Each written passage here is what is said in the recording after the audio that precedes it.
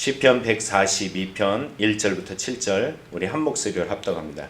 내가 소리내어 여호와께 부르짖으며 소리내어 여호와께 간구하는도다. 내가 내 원통함을 그의 앞에 토로하며 내 우환을 그의 앞에 진술하는도다. 내 영이 내 속에 상할 때에도 주께서 내 길을 아셨나이다. 내가 가는 길에 그들이 나를 잡으려고 올무를 숨겼나이다. 오른쪽을 살펴보소서. 나를 아는 이도 없고 나의 피난처도 없고 내 영혼을 돌보는 이도 없나이다. 여호와여, 내가 주께 부르짖어 말하기를 주는 나의 피난처시요 살아있는 사람들의 땅에서 나의 분깃이라 하였나이다. 나의 부르짖음들을 들으소서. 나는 심히 비천하나이다. 나를 핍박하는 자들에게서 나를 건지소서. 그들은 나보다 강하니이다. 내 영혼을 옥에서 이끌어내사 주의 이름을 감사하게 하소서. 주께서 나에게 갚아주시리니 의인들이 나를 두루리이다. 아멘. 자, 오늘 본문을 보면은 성경의 맨 위에 이런 말이 써 있죠. 다윗이 굴에 있을 때 지은 마스길 곧 기도, 이렇게 써 있어요.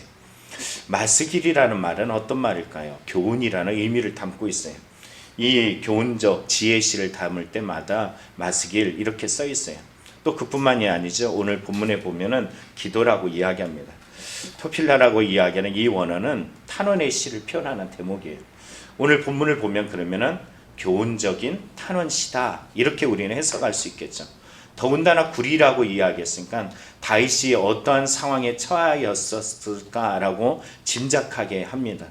분명한 것은 오늘 다윗이 이 사울을 피해서 3,000명의 군대를 이끌고 오는 그 사울을 피해서 아둘람이나 또는 엔디게 굴에 숨었을 때일 것이다 라고 짐작해요. 이런 날들이 어떤 날일까요? 피해서 도망하는 다윗의 10여 년 넘도록 고생했던 그 참혹한 인생을 한번 되돌아보게 합니다. 그러면 우리가 생각할 것은 인생에 고통이 오고 어려움이 오고 문제가 오고 압제가 왔을 때 하나님께서는 우리의 삶을 그냥 인생에 짓밟혀서 그냥 내던지도록 하는 것이 아니라 오늘 다윗의 시를 통하여, 이 비탄의 시를 통하여 그 비탄에 처한 처지 속에서 하나님께서는 이 다윗의 시를 통하여 우리에게 교훈하시는 바는 뭘까요? 일어설 수 있어. 너도 감당할 수 있어. 하나님은 다윗이 그 인생의 동굴 속에 있었을 때 그곳에서 그를 구원하시고 왕으로 불러주셨던 것처럼 우리에게도 여전히 이 시를 통해서 너 참 비탄스럽지, 고통스럽지, 절망스럽지, 내가 너를 도울 거야. 하나님은 여전히 살아계신 하나님이야. 언약적 하나님이야. 이것을 우리에게 메시지로 주고 있다는 거예요. 여러분이 이 말씀을 받아 오늘도 인생의 슬픔과 고통과 비통함에 처했을 때 하나님을 의뢰하고 나아가는 순전한 믿음들이 되기를 간절히 축원합니다. 이 본문의 내용을 보면은 구조가 이와 같아요. 오늘 1절, 2절을 보면은 하나님께 부르짖는 비탄의 모습을 보여주고 있고 3절부터 5절에 보면 다윗이 처하고 있는 이 현실적 고통과 이런 가운데서 하나님을 신뢰하는 모습을 보여주고 있습니다. 그리고 마지막에 6절, 7절은 다시 한번 주께 호소하고 있는 구원을 향한 탄원의 기도를 담고 있어요. 자, 이 내용 속에서 오늘 우리에게 주시는 믿음의 메시지를 여러분이 또 캐어서 여러분의 보물로, 보석으로 마음에 담아내기를 간절히 축원합니다. 자, 오늘 성경 속에 하나님께 부르짖는 다윗의 기도를 보세요. 내가 소리내어 여호와께 부르짖으며 소리내어 여호와께 간구하는도다. 오늘 본문에 보면 부르짖는다 라고 이야기해요. 에즈아크라고 이야기하는 이 원을 보면 도움을 요청하는 절실한 외침이에요. 이 마음속 깊은 곳에서 주를 향해 외치는데 한 번의 외침이 아니에요. 여기에 나타난 내용을 보면은 미알요양을 씀을 통해서 지속적으로 계속 외치는 거예요. 어떤 사람이 그러잖아요. 주님 도와주십시오. 도와주십시오. 라고 이야기할 때 그 사람이 기도하는 것을 멈추는 것을 보고서 왜 기도 안 해? 그랬더니 이런 얘기를 해요. 기도해봤자 소용없어. 안 들어주셔. 여러분, 제가 얘기했던 것처럼 예전에 그 아프리카의 사람들은 기도하면 100% 응답된다고 이야기했잖아요. 비가 내려야 되는데 그 비를 내리는 동안까지 뭐한다? 기도한다. 비가 내릴 때까지 기도하는 거예요. 오늘 다윗의 부르짖음이 바로 그런 기도예요. 하나님 앞에 그렇게 부르짖고 자기 목소리, 오늘 보면 소리라고 이야기했는데 자기의 목소리를 내면서 하나님 앞에 원통함으로 비통함으로 쏟아내는 이 간절함의 기도, 끊어지지 않는 이 기도를 보면은 하나님께서 반드시 들어주신다라는 그의 간절한 고백이 담겨져 있습니다. 오늘 2절에 보면 그의 기도의 내용 속에 담겨진 그의 고통을 보죠. 어떤 고통이에요? 2절에 보면 나의 원통함, 내 우한 이렇게 표현하고 있어요. 본문에 말하는 원통함이라는 것은 근심, 불평 이런 것을 말해요. 자기의 삶이 얼마나 근심스러운지 고통스러운지를 표현하는 거예요. 우한이라는 말도 마찬가지입니다. 이 차라라고 말하는 것은 고통 또는 고난 또는 고민 이런 표현을 담고 있어요. 그러니까 다윗이 처하고 있는 고통이 얼마나 고통스러운지 우한과 고통 속, 이 원통함과 이 우한 속에 그가 처해 있다는 거예요. 여러분 그러면 어떻게 할까요? 우리의 눈앞에 보여지는 이 원통함, 이 비통함, 이 절망적, 이 상처들 이거 앞에 섰을 때 우리는 그것만 바라볼 것이 아니에요. 이것을 가지고 어디로 향해라? 주께로 향하라 그랬잖아요. 여러분이 인생에 슬픔과 고통과 절망적인 상황이 있으면 이거를 무기 삼아서 주를 향하여 더 나아갈 수 있는 힘을 얻으라고 이야기했잖아요. 오늘 다윗을 보면 그리 말하고 있어요. 본문에 말하는 원통함, 내 우한을 어떻게 한다? 이렇게 말하죠. 내가 내 원통함을 누구 앞에? 그 앞에 토로하고 내 우한을 그의 앞에 뭐한다? 진술한다. 토로한다는 말은 붓다 쏟아낸다는 거예요. 마음과 관련해서 하나님 앞에 간절히 기도하고 있다는 거예요. 그의 모습이 하나님 앞에 이 온 마음을 쏟아내는 다윗의 모습을 봅니다. 원통할 때 또는 속상할 때 절망되어졌을 때 그걸 가지고 하나님 앞에 쏟아내고 있어요. 내 우한을 가지고 누구 앞에? 그 앞에 뭐한다? 진술한다. 진술한다는 것은 기도한다는 거예요. 오늘 본문 속에 담겨진 다윗의 모습을 보면 원통하면 뭐 할 기회? 비통함으로 주를 찾을 기회. 슬프고 절망된 상황이 내게 처했을 때 뭐 할 기회? 주 앞에 비통함으로 토로하면서 간절히 진술할 때예요. 오늘 내가 기도하는 기도가 하나님 앞에 이르지 못하는 이유는 어디냐 하면은 내가 괜찮을 때 기도할 만할 때에 내가 생각한 그때가 기도할 때야 라고 생각할 때만 기도하다 보니까는 기도가 하나님과의 깊은 그런 관계성 있는 기도가 되지 않아. 우리의 기도는 우환이 있든 좋은 일이 있든 슬픈 일이 있든 상처가 있든 모든 일들이 인생 속에서 하나님만을 더 향할 수 있는 기도자들이 다 되기를 간절히 축원합니다. 오늘 본문의 이러한 기도 속에 보면은 다윗의 이 기도를 쉽게 설명할 수 있는 게 우리말 성경이에요. 2절을 이렇게 우리말 성경에 보니까 이렇게 해석합니다. 내가 그분 앞에 내 불평을 털어놓았으며 그분 앞에 내 어려움을 보여드렸습니다. 여러분의 인생이 눌릴 때, 절망될 때, 상처 입었을 때 그것을 주님 앞에 그대로 내 어려움, 내 슬픔, 내 원망들을 다 주님 앞에 내어놓는 믿음의 기도자들이 되길 간절히 축원합니다. 이렇게 기도하면 갑자기 삶이 확 바뀔까요? 그러지 않아요. 오늘 다윗의 현실은 어떤지 더 절망적인 이 상황들을 잘 설명해 주는 대목이 3절부터 5절에 나옵니다. 자, 먼저 3절을 보면 이렇게 말하죠. 내 영혼이 내 속에 상할 때. 자, 오늘 본문에 보면은 다윗이 어느 정도로 지쳐 있는지 보여주는 대목이 3절에 내 영이 내 속에서 상할 때. 이 상하다라는 말은 지쳤다라는 뜻이에요. 이 말은 그가 얼마나 절망적인, 얼마나 현실 속에서 힘겨워하고 있는지 잘 보여주고 있습니다. 주께서 그럼에도 불구하고 내 길을 아셨다라고 표현하고 있어요. 아시다, 안다.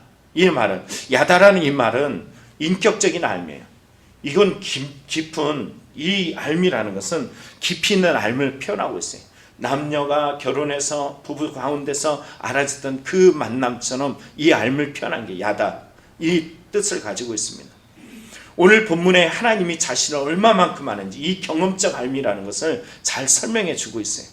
내가 얼마나 비통해하는지, 내가 얼마나 절망하는지, 얼마나 슬퍼하는지 이러한 지금 상에서 지쳐있는 자신을 잘 알고 있어요. 그런데 지금의 자신의 처지는 어떠냐면 나의 가는 길, 내 길을 아시는 주님이 있음에도 불구하고 나의 삶이 어떻다고요? 내가 가는 길에 그들의 나를 잡으려고 올무를 숨겼나이다. 올무라는 것이 함정이 있잖아요. 언제 요런 걸리기만 해봐 그럼 확 잡아먹으려는 저 대적자들의 모습들을 잘 설명하고 있죠. 이 안다라는 것, 하나님은 여러분을 잘 알고 있다라는 사실을 먼저 기억해야 돼요. 여러분이 인생에 내가 지금 어떤 처지고 어떤 환경이고 무엇에 마음이 눌렸는지 여러분 주님은 아셔요.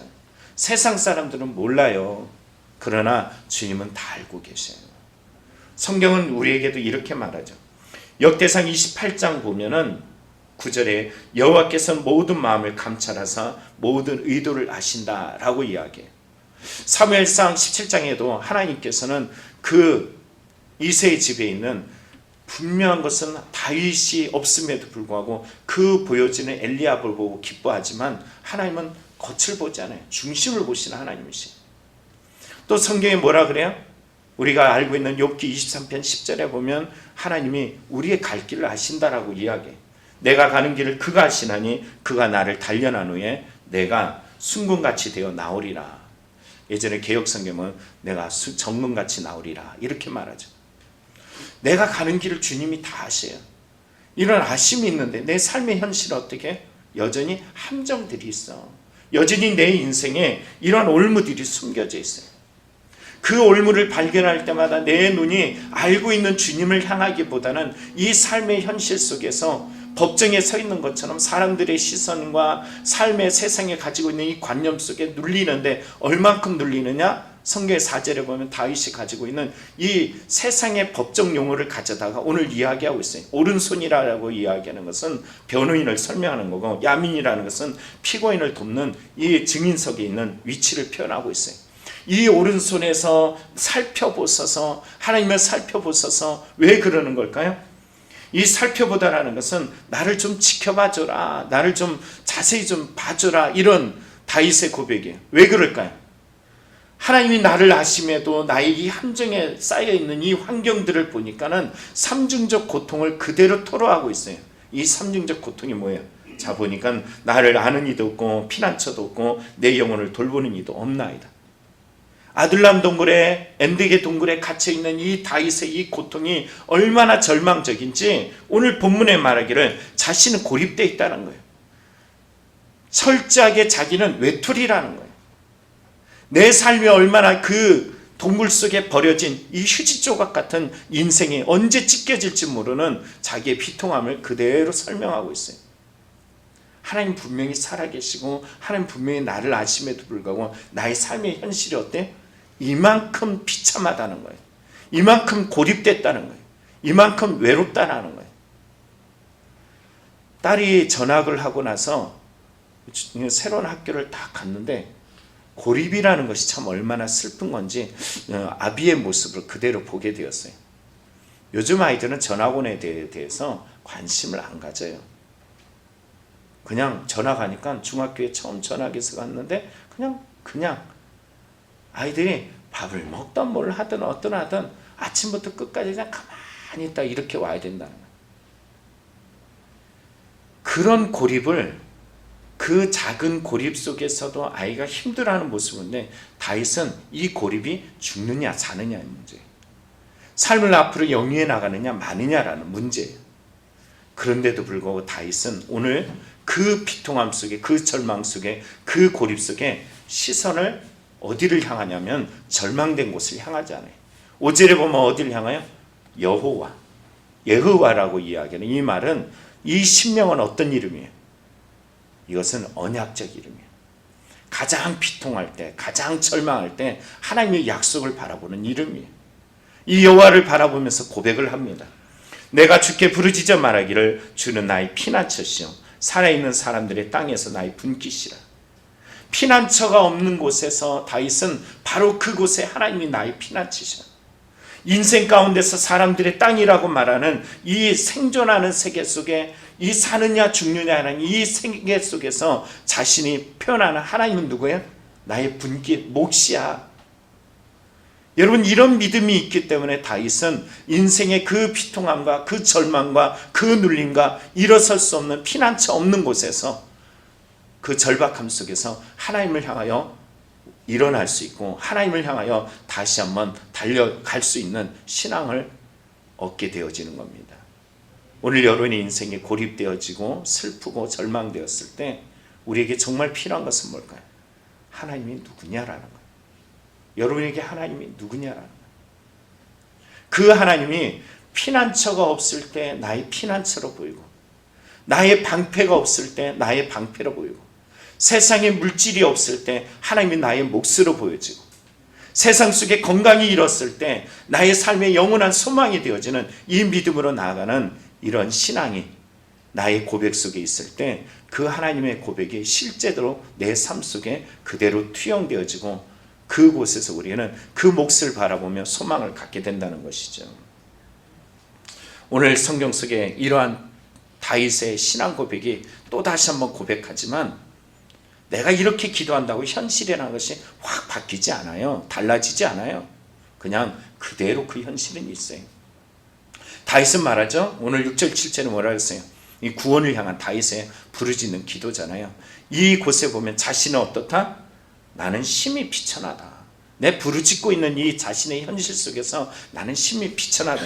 비천하다는 것은 결핍된 상태예요. 아주 심각하게 결핍된 상태를 부족하다라고 고백해요.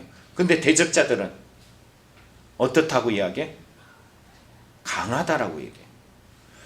나는 지금 아주 결핍돼서 가진 것도 누리는 것도 없이 그 아둘람 또는 엔딕의 동굴 속에서 비참한 인생을 맞이하고 있는데, 대적자들은 3,000명의 군사를 이끌고 자기를 죽이려고 하는 이런 모습을 보니 얼마나 비참해요. 이러한 결핍 속에 있는 다윗, 그럼에도 불구하고 그는 이 핍박 속에서 나를 건지소서, 나를 건지소서. 자신이 비천함과 강함 속에서 나의 부르짖음의 대상은 어떤 하나님? 나를 건지신 하나님, 나를 구원하신 하나님. 이 현실적 이 고통을 뛰어넘을 수 있도록 부르짖는 대상은 누구예요? 나를 구원하신 하나님. 오늘 성경의 7절에 이렇게 말하죠. 내 영혼을 옥에서 이끌어내사 주의 이름을 감사하게 하소서. 주께서 나에게 갚아주시리니 의인들이 나를 두루리이다. 그의 이러한 비통함 속에서 고백되어진 하나님, 오늘도 여전히 그를 향하여 기도할 수밖에 없고, 그를 향하여 오늘도 탄원할 수밖에 없는 상황은 그분이 나를 이 현실 속에, 이 절망 속에 건져내실 하나님이시기 때문이에요. 오늘도 여러분이 이 하나님을 의뢰하고 나아가기를 간절히 축원합니다. 그것이 바로 소망이에요. 로마서 5장에 그러죠. 뭐라고 이야기해요? 우리가 환난 중에 즐거워하고 기뻐하노니 환난은 인내를, 인내는 연단을, 연단은 소망을 이루는 줄 알미라. 로마서 8장에도 이렇게 말하죠. 생각하건대 현재 고난은 장차 우리에게 나타날 영광과 비교할 수 없도다. 오늘 마스길의 이 교훈은 인생의 동굴을 거닐고 있는 우리에게 주시는 말씀이에요. 코로나의 동굴을 지나는 우리, 또 인생의 수많은 또 하나의 동굴 속에 갇혀있는 우리에게 세상 속에 비교해 보면 우리는 별것 아닌 이 슬픔과 비통함에 빠질 수밖에 없는 현실 속에서 오늘 우리에게 이 마스길, 이 교훈으로 우리에게 메시지를 주고 있습니다. 오늘 다윗이 걸었던 그 믿음의 길, 오늘 그곳에서 우리가 탄원하고 주를 향할 때 하나님은 다윗을 건지신 그 하나님이 어떤 하나님이에요? 누구의 하나님? 나의 하나님이에요. 그 하나님을 오늘 뭐라고 이야기했어요? 5절에 여호와, 언약의 이름이 믿는 자에게 역사하신 하나님이시죠. 여러분, 이 주님을 의뢰하며 나아가는 믿음의 성도들이 되기를 간절히 축원합니다. 기도하겠습니다.